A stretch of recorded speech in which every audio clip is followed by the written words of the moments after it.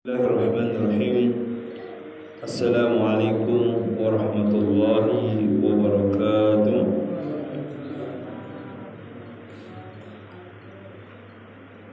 Innal hamdalillah nahmaduhu wa nasta'inuhu wa nastaghfiruh wa na'udzu billahi min shururi anfusina wa min sayyiati a'malina. May yahdihillahu fala mudilla lahu wa may yudlil fala hadiya lahu. Asyhadu an la ilaha illallah wahdahu la syarika lahu wa asyhadu anna Muhammadan abduhu wa rasuluhu la nabiyya ba'dahu. Qala Allah ta'ala fi kitabihil karim wa daraballahu mathalan lil ladzina amanu وضرب الله مثلا للذين آمنوا امرأة فرعون إذ قالت رب ابن لي عندك بيتا في الجنة ونجني من فرعون وعمله ونجني من القوم الظالمين. صدق الله العظيم وصدق رسول الكريم ونحن على ذلك من الشهيدين. Jamaah salat Isya dan tarawih rahimakumullah. Alhamdulillah, meskipun hujan rintik-rintik pada malam ke-8 Ramadan ini, kita masih diberikan kekuatan iman dan rasa syukur kita kepada Allah Subhanahu wa taala untuk melangkahkan kaki kita menjalankan salat Isya, dan insyaallah akan kita lanjutkan dengan salat tarawih. Mudah-mudahan seluruh rangkaian ibadah kita dan amal kita diterima dan diridhai oleh Allah Subhanahu wa taala. Alhamdulillah, kita pada malam hari ini bagian dapat rezeki, ya. Alhamdulillah, ada yang infak mewakafkan mic, ya, dari Pak Ramadan dan putranya, ya. Kita ucapkan jazakallah khairal jaza, dan juga alhamdulillah program iftar kita berjalan dengan lancar meskipun hujan rintik-rintik tadi masih dihantar juga. Alhamdulillah, jazakumullah khairal jaza atas segala amal kebaikannya. Mudah-mudahan dikatakan oleh Allah Subhanahu wa taala dengan rezeki yang berlipat ganda. Amin ya rabbal alamin. Jamaah salat Isya dan tarawih rahimahullah, kita lanjutkan kajian kita tentang perempuan, ya, tentang wedon. Kalau kemarin kita berbicara tentang relasi antara kekuasaan dan perempuan yang disalahgunakan, ya, oleh salah satu dari dalam kisah surat Yusuf, maka pada malam hari ini kita akan membahas, ya, sebagaimana yang saya bacakan dari surat At-Tahrim, surat ke-66 ayat 11, ya. Dan Allah membuat perumpamaan bagi orang-orang yang beriman, ya, yaitu istri Fir'aun, ketika dia berkata, "Ya Tuhanku, bangunkanlah untukku sebuah rumah di sisimu dalam surga, dan selamatkanlah aku dari Fir'aun dan perbuatannya, dan selamatkanlah aku dari kaum yang zalim." Jamaah rahimakumullah, tentunya, ya, dalam hal ini posisi daripada Siti, siapa namanya istri Fir'aun? Siti Asia, ya, bukan Siti Aisyah, ya. Kalau Aisyah istri Rasulullah sallallahu. Siti Asia, ya. Dalam hal ini beliau dilamar oleh Fir'aun ketika istri pertama Fir'aun meninggal dan dipaksa menikah dengan Fir'aun. Pada awalnya Siti Asia tidak mau, kemudian dipaksa dan diancam orang tuanya, dan Fir'aun Siti Asia pun menikah dengan, dijadikan istri oleh Fir'aun. Tentunya kita tahu bersama, kita simak bersama, dan kita hafal bersama bahwasanya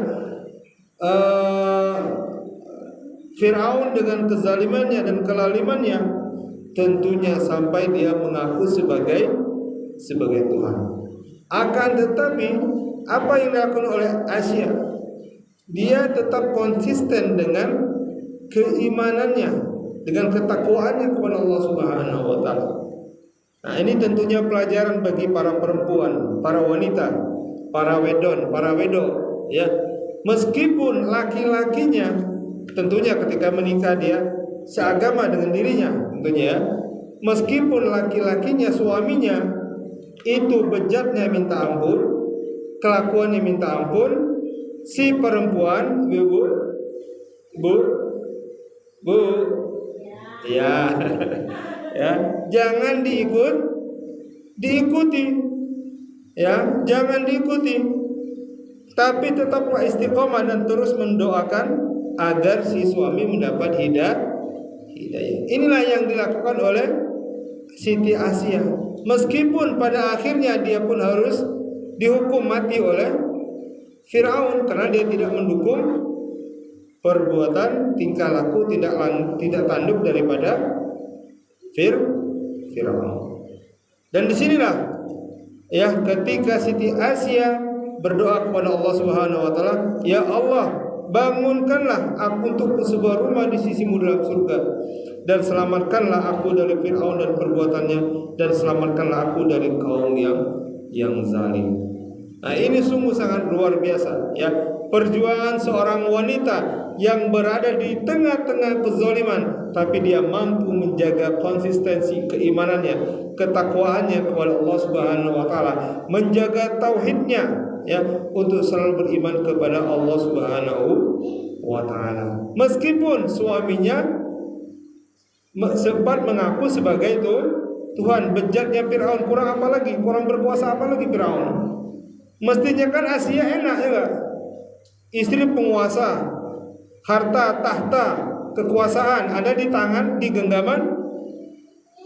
genggamannya, tinggal bisikin aja Firaun gitu kan.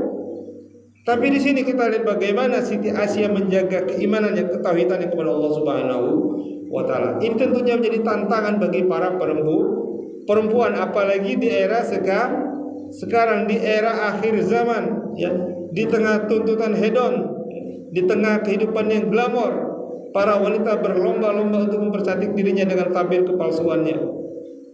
Tentunya di sini apa yang harus kita bekali, dihiasi adalah zayyinu wa tazawwadu fa inna khairuz zadi taqwa. Berbekalah ya, bekalah kehidupan kita dengan ketakwaan kepada Allah Subhanahu wa taala. Dalam artian apa? Keterpautan hati menuju ketaatan kepada Allah Subhanahu wa ta'ala, bukan untuk pamer-pamer, bukan untuk menunjukkan status, kekuasaan dan lain sebagainya yang menjauhkan diri daripada ketaatan kepada Allah Subhanahu wa ta'ala. Nah, ini pelajaran yang berharga bagi kita dari surat Tahrim ayat 11 surat ke-66 ini ya. Tentunya ajakan bagi para wanita di akhir zaman ini untuk konsisten dengan keimanannya, dengan ketakwaannya kepada Allah Subhanahu wa taala, meskipun suaminya bejatnya minta ampun, mabuk-mabukan dan lain sebagainya, tetaplah harus dinasihati dan didoakan agar mendapat hidayah daripada Allah Subhanahu wa taala untuk bersama-sama masuk surga.